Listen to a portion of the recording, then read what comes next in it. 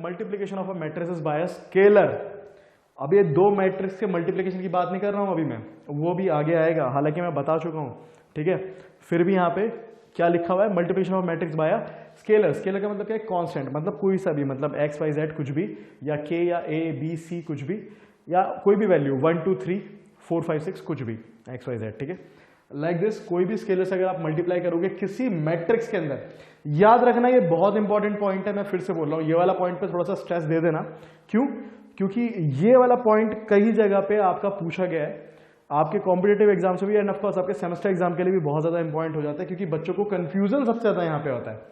तो एग्जामिनर जानता है कि कंफ्यूजन यहाँ पे आता है। क्यों आता है कंफ्यूजन सर? ये तो सिंपल दिख रहा है। कंफ्यूजन ये आता है कि सर जब एक स्केलर की मल्टीप्लाई मैट्रिक्स के अंदर होती है तो कैसा रिजल्ट आता है, और जब एक स्केलर की मल्टीप्लाई डिटर्मिनेंट में होती है तो कैसा रिजल्ट आता है, ठीक है ना। दोनों चीजें अलग अलग है, मैं अभी बताऊंगा आराम से, ठीक है ना। दोनों में अंतर है, अभी मैं खाली मैट्रिक्स की बात कर रहा हूं, तो अभी इस बात को याद रखो और अपने दिमाग में एक हाईलाइटर लगा लो, क्योंकि जब मैं बाद में इसका पढ़ाऊंगा, क्या इसका एडवांस वर्जन पढ़ाऊंगा आगे में जाके, जब डिटर्मिनेंट की बात करूंगा तो वहां पे मैं इसी पॉइंट को रिकॉल कराऊंगा आप लोगों को, ठीक है। याद रखना ये वाला पॉइंट, ओके। तो चलिए आगे बढ़ते हैं।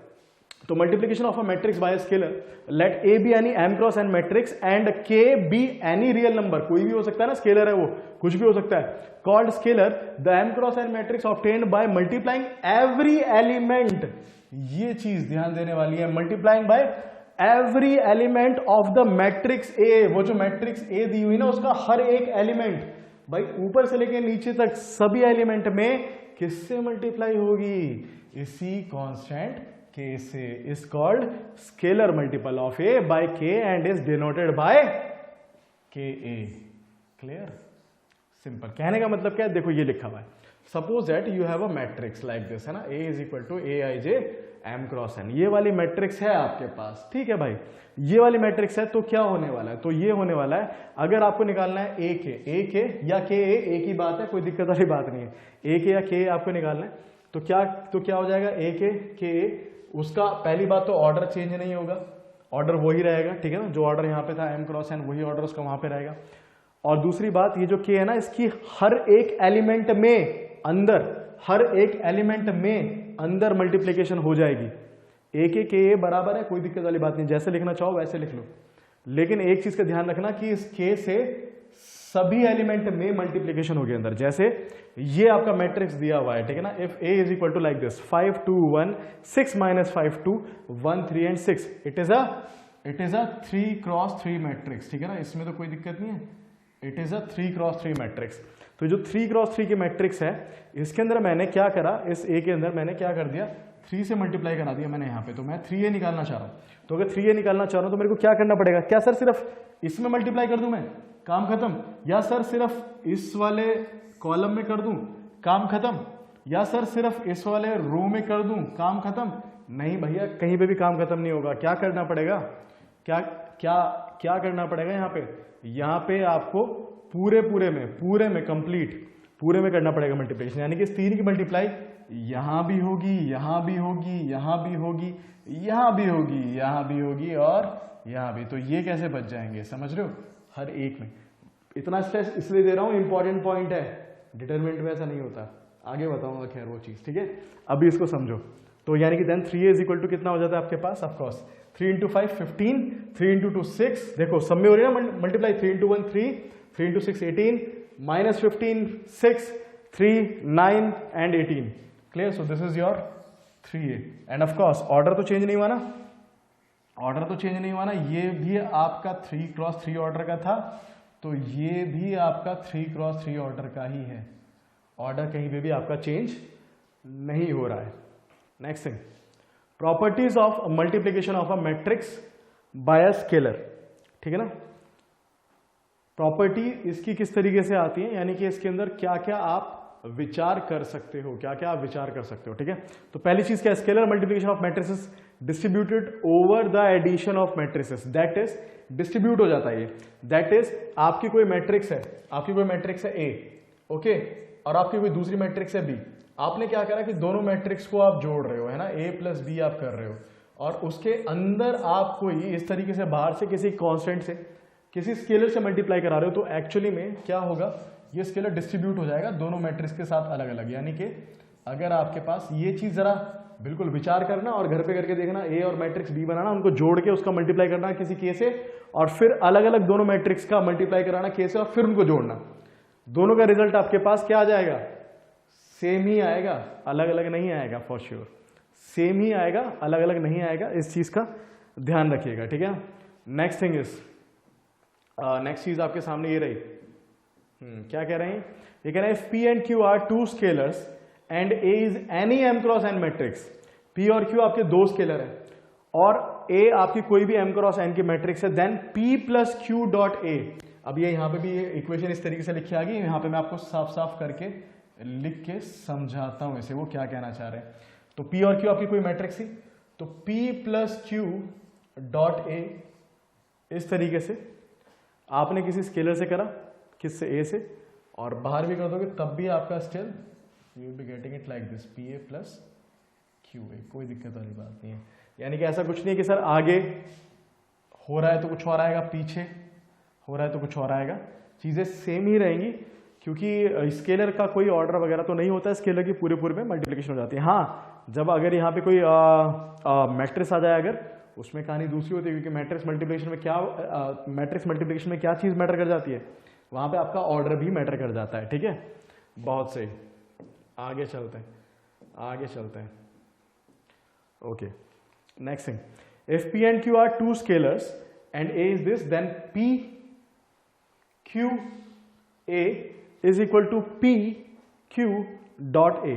अब क्या, P और Q दो स्केलर हैं आपके, ठीक है, कोई फर्क नहीं पड़ता है भाई, ठीक है ना। मान लो अगर ये 2 है 3 है, तो 2, अगर मान लो P की वैल्यू आपकी 2 है सपोज दैट, और Q की वैल्यू आपकी 3 है, तो आप क्या करो, 2 को आप बाद में मल्टीप्लाई करो और 3A इस तरीके से आप पहले मल्टीप्लाई करा लो, कोई फर्क नहीं पड़ेगा। अगर आप पहले 2 और 3 दोनों की मल्टीप्लाई करा लो और फिर बाद में उसको A से मल्टीप्लाई कराओ, कोई फर्क नहीं पड़ेगा। ये चीज तो खैर क्लियर है, सिंपल है, इसमें तो कोई इशू होगा ही नहीं, बहुत ही बढ़िया, ठीक है, simple. If A is like this and B a matrix and K भी any scalar, then minus K, अब माइनस K से हो रही है multiply, is equal to, minus बाहर भी निकाल लोगे वही बराबर है, and K is equal to minus A, तीनों की तीनों एक ही बात है। क्या कह रहा है वो यहाँ पे, वो कह रहा है कि भाई माइनस K से मल्टीप्लाई कराओगे A में, कोई पंगे वाली बात नहीं है, ठीक है ना। माइनस K से आपने पूरे A में मल्टीप्लाई करा दी, कोई इशू नहीं है, ये माइनस K आपका अलग था, ये बराबर हो जाएगा। अगर आप माइनस को बिल्कुल ही बाहर निकाल दोगे और फिर K की मल्टीप्लाई कराओगे तब भी कोई दिक्कत नहीं है, या फिर आप K को बाहर निकाल लोगे और फिर उसके अंदर ऑफ कोर्स -1 से मल्टीप्लाई करा के A की फिर कराओगे तब भी कोई दिक्कत वाली बात नहीं है। All of this things are same, one and the same thing, एक ही चीज को कहने के तरीके हैं अलग अलग, कोई भी इशू नहीं है। Okay, the next thing is multiplication of to matrices, this is something important, ठीक है ना। इसको एक बार फिर से जरा ध्यान से देख लेना कि मैट्रिसेस का मल्टीप्लिकेशन कैसे होता है ना, मैट्रिसेस का मल्टीप्लिकेशन कैसे करते हो, ठीक है। So let A is equal to A i j M cross N, ये एक मैट्रिक्स हो गई। B is equal to B j k N cross P, ये कोई दूसरी मैट्रिक्स हो गई, ठीक है। अब क्या है, एक चीज का जरा ध्यान रखना, आराम से, जरा बहुत प्यारा कॉन्सेप्ट है, जरा ध्यान से देखना। B2 matrices such that the numbers of columns, ध्यान से देखिएगा, the numbers of column in A मतलब कौन सी मैट्रिक्स, फर्स्ट वाली मैट्रिक्स है ना, कौन सी मैट्रिक्स है ये, फर्स्ट मैट्रिक्स, ठीक है ना। The number of columns in A है ना, किस तरह से चलता था अपना, रो और कॉलम, यानी कि number of columns in A, यानी कि ये इसकी बात कर रहा है, N की बात कर रहा है, ओके, ये इस N की बात कर रहा है। तो matrix such that the number of column in A is equal to किसके, number of rows in B, number of rows in B। अच्छा, बस ये 2 पॉइंट में जरा गौर फरमाइए और बहुत अच्छे से देखिए। 2 मैट्रिसेस हैं, अगर A i j B j P like this, इस तरीके से कुछ यहां पे मैं लिख देता हूं आपके सामने, ताकि चीजें और भी ज्यादा अच्छे तरीके से निखर के क्लियर होके सामने आ जाए। तो A i j अगर यहां पे मेरे पास है M क्रॉस N, उसको मत देखो, कोई बात नहीं, अब यहां पे देखो जरा, अब यहां पे देखो जरा जो मैं कर रहा हूं, ठीक है। और कोई दूसरी मैट्रिक्स है आपकी B, और वो आपको दे रखी है B i j, ठीक है ना, यहां पे देख लीजिएगा, कोई दिक्कत वाली बात नहीं, is equal to n cross p। तो इनका आपस में मैट्रिक्स मल्टीप्लिकेशन तभी संभव है, तभी ही पॉसिबल है जब पहली मैट्रिक्स का नंबर ऑफ कॉलम है ना, नंबर ऑफ कॉलम यानी कि ये n इक्वल हो दूसरी मैट्रिक्स के नंबर ऑफ रोज के, है ना, यानी कि इसके। यहां पे दोनों चीजें मैंने जानबूझ के आपको, क्योंकि मैट्रिक्स मल्टीप्लिकेशन कराना है, मैंने दोनों चीजें आपको बिल्कुल इस तरह से करके दिखा दी।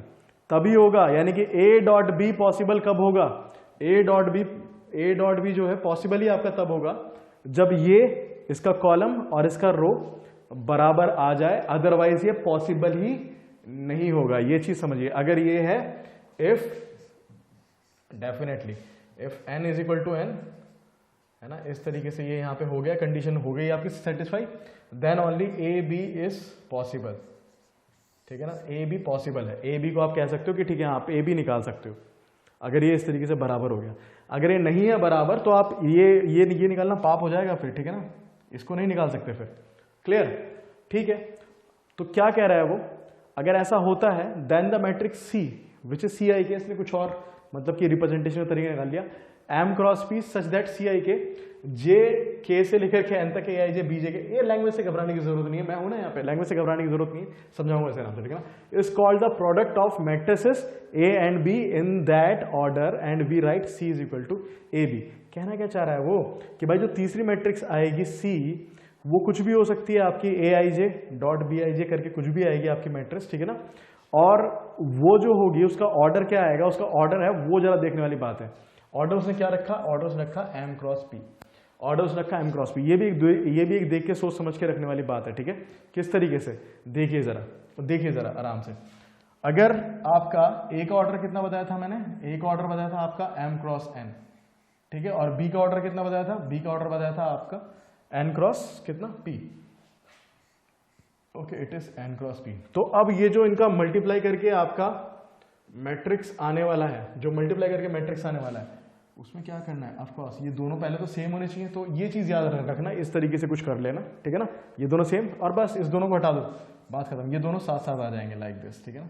तो जो नया आपका, अगर ये ए था, ये मैट्रिक्स अगर ए था, ओके, ये वाला मैट्रिक्स अगर बी था, तो दोनों का मल्टीप्लीकेशन का जो ऑर्डर आने वाला है, यानी कि मैट्रिक्स सी, कुछ इस तरीके से मैं लिख देता हूं यहाँ पे, A dot B is equal to जो मैट्रिक्स सी आने वाला है, उसका जो ऑर्डर होगा, उसका ऑर्डर आपका ये एन खा जाएगा, एंड ऑफ कोर्स ये पहले वाला उसका क्या बन जाएगा, रोज, और ये इसका जो इसके कॉलम्स हैं वो इसके क्या बन जाएंगे, column. So it is like this, M cross P, simple. Hopefully you are getting this point. हाँ जी, सिंपल है ये, इस पॉइंट पे तो किसी को कोई इशू नहीं है।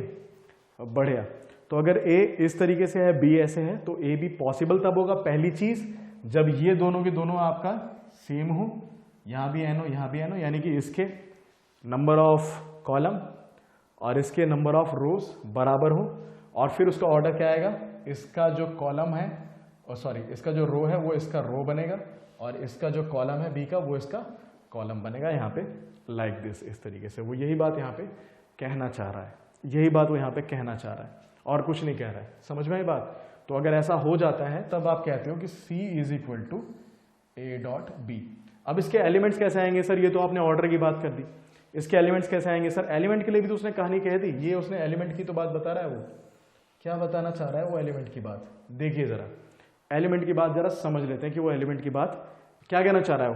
वो ये कहना चाह रहा है कि भाई C is equal to A B हो जाएगा आपका, C is equal to A B हो जाएगा आपका, और C के जो एलिमेंट्स हैं वो कैसे आएंगे, लेट मी शो यू, ठीक है ना, लेट मी शो यू एक बार फिर से आराम से, कि अगर आपके पास कोई मैट्रिक्स A है, ठीक है ना, अगर आपके पास है कोई मैट्रिक्स A और उसके जो एलिमेंट्स हैं आपको कुछ इस तरीके से दिए हुए हैं उसने, ठीक है ना, 1 2 3 4, ये आपके A के एलिमेंट हैं, ये आपकी मैट्रिक्स A है, और फिर आपके पास कोई मैट्रिक्स उसने दे दी है B। अब ये आपकी 2 क्रॉस 2 की मैट्रिक्स है, सिंपल, ठीक है ना। अब सिंपल सी बात है, जाहिर सी बात है कि अगर आपको बी मैट्रिक्स ऐसी चाहिए कि आपका ए मैट्रिक्स से क्या हो जाए, मल्टीप्लिकेशन हो जाए, तो इसका जो यहाँ पे आपका क्या आ रहा है, कॉलम आ रहा है ना, ये कॉलम आ रहा है ना 2, इसकी रोज भी उतनी होनी चाहिए, 2 ही रोज होनी चाहिए, उससे ज़्यादा इसकी रो हुई तो फिर ये मैट्रिक्स मल्टीप्लिकेशन ही पॉसिबल नहीं हो सकता है। तो यहाँ पे मैट्रिक्स बनाते वक्त हमें इस चीज़ का ध्यान रखना है, ठीक है ना, ध्यान रखना है क्या कि भाई इसकी रो जो है वो 2 ही रहे, ठीक है ना, रो आपकी 2 ही रहे, कॉलम आप ज़्यादा बना सकते हो। तो कैसे कॉलम ज़्यादा बना सकते हो, लेट मी शो यू, ठीक है ना। सिंपल करने के लिए मैं यहाँ पे 1 1 1 कर देता हूँ और यहाँ पे मैं 1 1 1 कर देता हूँ सिंपल रखने के लिए, है ना, ये सिंपल रखने के लिए मैंने 1 1 1 कर दिया। तो यहाँ पे रो 2 है और कॉलम 3 हो गए, रो 2 है कॉलम 3 हो गए, ठीक है ना। तो अगर ये आपके पास मैट्रिक्स ए थी, ठीक है ना, now if this is your matrix A, और अगर ये मैट्रिक्स बी थी आपके पास, ठीक है ना, this is your matrix B, तो इन दोनों का मल्टीप्लीकेशन क्या आने वाला है, अगर कोई मैट्रिक्स सी इन दोनों का मल्टीप्लीकेशन आने वाला है, ठीक है ना, अगर कोई मैट्रिक्स सी जो है इन दोनों का मल्टीप्लीकेशन आने वाला है, तो वो किस तरीके से आएगा, लेट मी शो यू किस तरीके से आएगा। पहली चीज तो सर हमने ऑब्जर्व कर ली, सर पहली चीज तो एकदम से देखते ही ऑब्जर्व कर ली क्या, कि सर ये जो सी है ना, ये जो सी है ना, इसका जो ऑर्डर है वो मेरे को पता चल गया। कैसे पता चल गया कि सर ये 2 2 तो समान है, तो ऑफकोर्स ये 2 तो खत्म, इसका क्या ऑर्डर रहेगा सर, जो इसका आपका क्या है रो है वो इसका रो बन जाएगा, और जो इसका आपका कॉलम है वो इसका कॉलम बन जाएगा। सो 2 क्रॉस 3, एनी डाउट, सो 2 क्रॉस 3, एनी डाउट, जो सी ए डॉट बी, सी जो आएगा आपका इन दोनों को क्रॉस करके डॉट करके, वो कुछ इस तरीके के ऑर्डर का आपका मैट्रिक्स आने वाला है, कोई डाउट नहीं है। तो ठीक है भाई, स्पेस बना ले, स्पेस बना ले, यानी कि 2 रो बनानी है और 3 कॉलम बनानी है, ठीक है ना, स्पेस बना लेते हैं, ये लीजिए जनाब, तो 3 कॉलम बनानी है, तो इस तरीके से अपन ने 3 कॉलम भी बना लिए यहाँ पे, मतलब कि एक स्पेस बना लिया सिंपल सा। देखते हैं कि इसमें किस तरीके से कितना कितना आता है। अब करना क्या होता है सर मैट्रिक्स मल्टीप्लीकेशन में, देखो सिंपल सी बात है, बहुत ही सिंपल, कुछ नहीं है, कुछ नहीं है, बिल्कुल सिंपल है, बिल्कुल सिंपल है। क्या करना है, करना कुछ इस तरीके से कि यहाँ से शुरुआत करनी है, ठीक है ना। हमेशा मैंने बोला था और अभी फिर से बोल रहा हूँ, क्या ये और ये ऑर्डर लिखने का भी यही है और मल्टीप्लिकेशन का भी ऑर्डर यही है। ये और ये का मतलब क्या है सर, हॉरिजॉन्टल एंड वर्टिकल, यानी कि रोज इनटू कॉलम, रोज इनटू कॉलम, रोज इनटू कॉलम। ओके बढ़िया, तो यानी कि ये पहली रो है, ये तो हम जानते हैं, इसकी मल्टीप्लाई किस में होगी सर, ये पहले वाले कॉलम में, फिर उसके बाद ये पहली की ही दूसरे में होगी, लाइक दिस, ठीक है। तो जरा दिखा दें आपको, क्या देखिए जरा, तो 1 की मल्टीप्लाई किस तरह से करते हैं भाई, देखो एक एक एलिमेंट की मल्टीप्लाई होगी यहाँ पे मैं रफली आपको करके दिखा रहा हूं। तो 1 की मल्टीप्लाई होगी 1 में, कितना आ गया 1, फिर 2 की मल्टीप्लाई होगी 2, अब ये मत करना सर 1 की 1 में फिर 1 की 1 में, ऐसे नहीं, पहले वाले की पहले वाले में, फिर 2 की इस 1 में, ठीक है ना। सो 1 की 1 में भी 1 आ गया, प्लस का फिर 2 की 1 में भी कितना आ गया 2, 1 प्लस 2 कितना आ गया आपके पास, दैट इज 3। तो ये आपके पास 3 पहला एलिमेंट आया, पहला एलिमेंट आया, जो आप कहां पे रखेंगे, आप रखेंगे यहां पे। कोई डाउट, कोई डाउट नहीं है। अब क्या, स्टिल पहली रो ही रहेगी, पहली रो ही रहेगी, नंबर आ जाएगा आपके दूसरे कॉलम का, पहली रो ही रहेगी और नंबर आ जाएगा आपके दूसरे कॉलम का, ठीक है। तो फिर से क्या, दिस एंड दिस, ठीक है।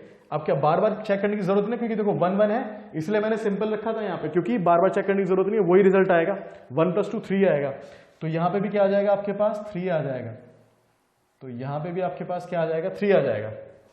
एनी डाउट, कोई डाउट नहीं है। उसके बाद फिर से यही रहेगी आपकी क्या, रो, और फिर से कॉलम आपका अगले वाला हो जाएगा इस कॉलम में। अरे भले यहां पे 3 3 आ रहा है, लेकिन ये 3 अलग अलग कॉलम से, 3 अलग अलग कॉलम से मल्टीप्लाई हो रही है, रिजल्ट चाहे भले ही वो आ रहा है, समझ पा रहे हो ना, रिजल्ट चाहे भले ही वो आ रहा है, लेकिन 3 अलग अलग कॉलम से मल्टीप्लाई हो रही है। फिर इसकी मल्टीप्लाई होगी इस कॉलम से, कितना आ जाएगा, 1 + 2 अगेन वही चीज, 3 आ गया, बात खत्म। अब क्या है सर, अब अगला है सर, अगला है सर, यानी कि अब जब नेक्स्ट एलिमेंट्स के लिए देखना है तो फिर हमें ये वाला रो 2 देखना है सर, रो 2 देखना है सर। फिर क्या होगा सर, रो 2 की फिर से वही कहानी, रो 1 के साथ, रो 2 के साथ, एंड रो 2 की कॉलम 1 के साथ, कॉलम 2 के साथ और कॉलम 3 के साथ मल्टीप्लाई होती चली जाएगी। कैसे होती चली जाएगी सर, जरा दिखा देते हैं आपको कैसे होता चला जाएगा। देखिए जरा, 3 × 4 कर दूं मैं, 3 × 1 कितना आ गया, 3 × 1 कितना आ गया आपके पास 3, उसका फिर क्या प्लस के 4 × 1 प्लस के 4, सो 3 + 4 कितना एलिमेंट आ गया भाई, कौन सा एलिमेंट आ गया, एलिमेंट है 7। एनी डाउट, 7, तो 3 + 4 यहां पे आ गया आपका 7, उसके बाद ये फिर से वही है कॉलम, लिखने की जरूरत तो नहीं है बार बार, बहुत बढ़िया 7 लिख दूं यहाँ पे। अगेन ये इस वाले कॉलम के साथ, कॉलम की वैल्यू सेम है तो यहाँ पे वैल्यू आपकी सेम आ जाएगी 7। हाँ जी, any doubt? Any doubt? No doubt. क्या हो गया आप, ये 2 2 तो चला गया ऑफकोर्स। इसका ऑर्डर कितना बना सर, इसका ऑर्डर कितना बना? बिल्कुल सर दिख रहा है, बिल्कुल साफ साफ दिख रहा है सर, 2 क्रॉस 3 का ऑर्डर बन गया, 2 क्रॉस 3 का ऑर्डर इसका बन गया। क्लियर? Any doubt? तो जरूरी नहीं कि मैट्रिक्स मल्टीप्लिकेशन के लिए दोनों हमेशा स्क्वायर मैट्रिक्स हो तभी हो, इस चीज को ध्यान से निकाल देना कि ऐसा मत सोचना कि स्क्वायर मैट्रिक्स होंगी तभी होगा। ओके, तो ये आपका स्क्वायर हो या ना हो, रेक्टेंगल के साथ स्क्वायर, या फिर बस एक ही कंडीशन होती है कि ये चीज है ना, ये चीज फुलफिल होनी चाहिए। क्या? कि पहले मैट्रिक्स के कॉलम, नंबर ऑफ कॉलम, और दूसरी मैट्रिक्स के नंबर ऑफ रोज बराबर होने चाहिए। अगर ऐसा है तो फिर आप आराम से निकाल सकते हो बगैर किसी डाउट के, बगैर किसी दिक्कत के। ठीक है, तो फिर आप आराम से इसको पुश कर सकते हो। तो properties of matrix multiplication. First property, multiplication of matrices is not commutative. समझ रहे हो नहीं समझ रहे हो? है ना, कम्यूटेटिव, वही वाला कम्यूटेटिव भाई जो अभी भी मैंने करा था, है ना। क्या a plus B is equal to B plus A, आपका मैट्रिक्स एडिशन तो कम्यूटेटिव था, याद आ रहा है। लेकिन अगर मैं मल्टीप्लिकेशन की बात करूंगा तो मैट्रिक्स मल्टीप्लिकेशन आपका कम्यूटेटिव नहीं है, नहीं है, ये चीज ध्यान रखना। Matrix multiplication of matrices is not commutative, not commutative, है ना। यानी कि क्या कहना चाह रहा है ये कहना चाह रहा है कि a डॉट बी जरूरी नहीं है कि b डॉट a हो। इनफैक्ट वो तो है ना कम्यूटेटिव का मतलब यही हुआ ना, कम्यूटेटिव जो इससे पहले पढ़ा था ये था ना, a plus B is equal to B plus A, यानी कि आपका जो आपने पढ़ा था, क्या पढ़ा था कि मैट्रिक्स एडिशन तो कम्यूटेटिव था। तो इससे तो कोई दिक्कत नहीं थी अपन को, मैट्रिक्स एडिशन तो कम्यूटेटिव था, है ना, इससे तो कोई इशू नहीं था, इससे कोई परेशानी नहीं है। परेशानी कहाँ पे थी? परेशानी सिर्फ इतनी सी परेशानी, इससे भी नहीं है क्या कि ए बी बी ए नहीं हो सकता। इनफैक्ट वो एक लेवल और आगे चला गया, वो ये कह रहा है कि सर ऐसा भी हो सकता है कि ए बी अगर लाई कर रहा है तो ऐसा भी हो सकता है कि बी ए लाई करे या ना करे। समझ रहे हो नहीं समझ रहे हो? यहां तक कहा उसने कि भाई ए बी अगर लाई कर रहा है ना तो जरूरी नहीं है कि बी ए लाई भी कर रहा हो, मतलब कि बी ए पॉसिबल भी हो।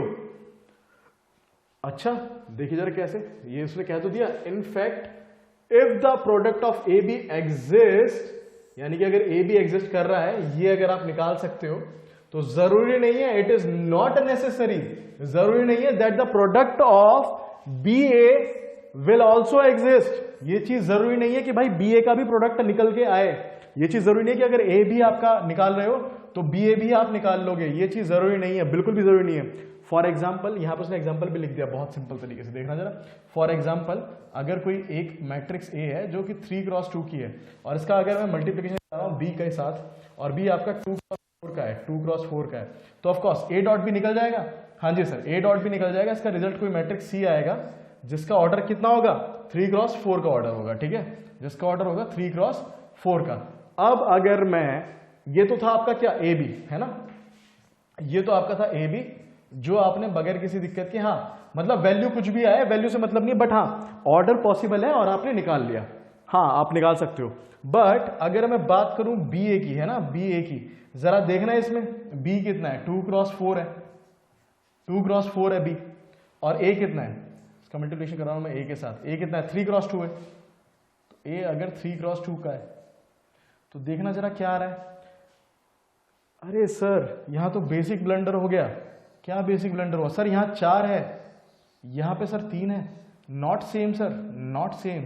और जब ये सेम ही नहीं है तो सर कौन कहता है कि बी ए पॉसिबल है? बी ए इज इम्पॉसिबल है ना, यानी कि यहां पे आप बी ए निकाल ही नहीं सकते हो, बी ए इज इम्पॉसिबल, यहां पे तो आप बी ए को निकाल ही नहीं सकते हो।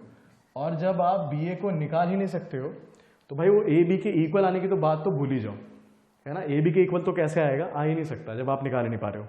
तो जाहिर सी बात है कि आपका जो मैट्रिक्स मल्टीप्लिकेशन है, जब आपका मैट्रिक्स मल्टीप्लिकेशन है वो आपका कम्यूटेटिव लॉ को फॉलो नहीं करता है, कम्यूटेटिव लॉ को फॉलो नहीं करता है, इंपॉर्टेंट चीज। Okay yes, next thing, next चीज, मैट्रिक्स मल्टीप्लीकेशन इज एसोसिएटिव। अच्छा, मैट्रिक्स मल्टीप्लीकेशन एसोसिएटिव होगा, लेकिन कब होगा? जब कंफर्मेबिलिटी, ये COM हो यहाँ पे ना, कंफर्म, अच्छा ओके, कंफर्मेबिलिटी इज अश्योर्ड। जब आप ये चीज को कंफर्म कर दो कि भाई अश्योर है कि आपका ABC आपका आ रहा है, यानी कि अगर AB आप निकाल सकते हो ना, देखो ये AB निकाल सकते हो, BC निकाल सकते हो ना, अगर ये A है, ये मैट्रिक्स B का ऑर्डर है, ये मैट्रिक्स C का ऑर्डर है, तो आप AB निकाल सकते हो ना। AB का ऑर्डर कितना आ जाएगा आपके पास? M क्रॉस P आ जाएगा, M क्रॉस P आ जाएगा। और फिर उसके बाद आप ये भी निकाल सकते हो BC, BC का ऑर्डर कितना आ जाएगा आपके पास? N क्रॉस Q आ जाएगा, है ना। कोई दिक्कत तो नहीं है, कोई दिक्कत तो नहीं है, दिक्कत तो नहीं है। तो जब कंफर्मेबिलिटी श्योर होगी तो ऑफकोर्स ये एसोसिएटिव को फॉलो कर जाएगा, कोई इशू वाली बात नहीं है इसके अंदर, ठीक है ना। Yes, next thing, multiplication of matrices is distributive.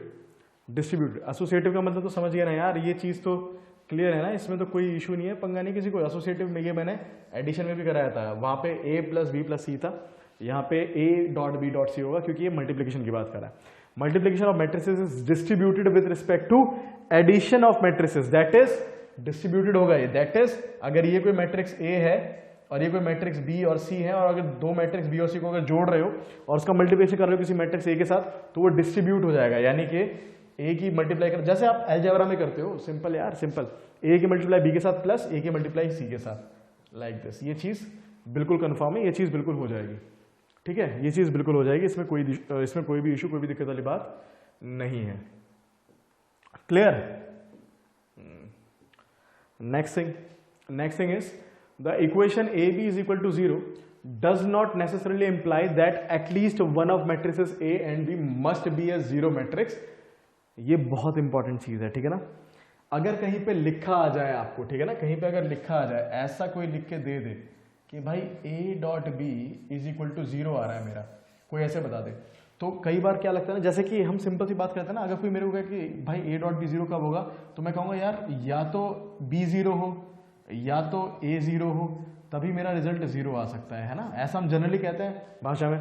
लेकिन मैट्रिसेस के साथ ये चीज नहीं है, मैट्रिसेस के साथ ये चीज नहीं है, इस चीज का ध्यान रखना, ठीक है ना, इस चीज का जरा थोड़ा सा ध्यान रख लेना। ओके, कहने का मतलब क्या है? कहने का मतलब ये है कुछ इस प्रकार से कि बॉस AB 0 आ रहा है, तो इसका मतलब हमेशा ये नहीं होगा, does not necessarily imply, हमेशा ये नहीं होगा that at least one of the matrices A and B must be 0। ऐसा नहीं है कि दोनों में से कोई से एक को 0 होना मस्ट है, दोनों के 0 हुए बगैर भी, A और B के 0 हुए बगैर भी A डॉट B 0 आ सकता है, A और B का प्रोडक्ट 0 आ सकता है। समझ में आ रही है बात या नहीं आ रही है? कैसे? फॉर एग्जाम्पल ये रहा, अगर ये A है, ये मैट्रिक्स A है, और अगर ये मैट्रिक्स B है, जरा इनकी मल्टीप्लाई करना, जरा इनकी मल्टीप्लाई करना और जरा चेक करना इनको मल्टीप्लाई करके क्या आ रहा है। कैसे करते हैं मल्टीप्लाई? फर्स्ट के साथ, है ना, याद आ रहा है। तो 1 इंटू 1, 1 माइनस 1 कितना आ गया? 0। फिर इसके साथ 1 माइनस 1 अगेन 0, इसके साथ अगेन 0, इसके साथ अगेन 0। अरे समझ में आया नहीं आया? अगर ये मैट्रिक्स A है, ये मैट्रिक्स B है, तो ये मैंने निकाल दिया AB, और जो क्या आ रहा है मेरा 0 आ रहा है, जो क्या आ रहा है मेरा 0 आ रहा है। जबकि A नल मैट्रिक्स तो बिल्कुल नहीं है। क्या B है क्या? नहीं सर, B भी 0 नहीं है। बट क्या A भी 0 है क्या? हाँ सर बिल्कुल, स्टिल A भी बिल्कुल 0 है सर, कोई दिक्कत नहीं, बिल्कुल सही है, कोई इशू ही नहीं है। Clear? Okay, next thing, in the case of matrix multiplication, if AB is equal to 0 then it is not necessarily imply that BA is equal to 0। in fact BA may not even exist। ठीक है ना, तो चीजें वही हैं, लेकिन कितनी खूबसूरती के साथ चीजें अच्छी तरीके से घूम घूम के आ रही हैं आपके पास तक। समझ में आ रहा है क्या?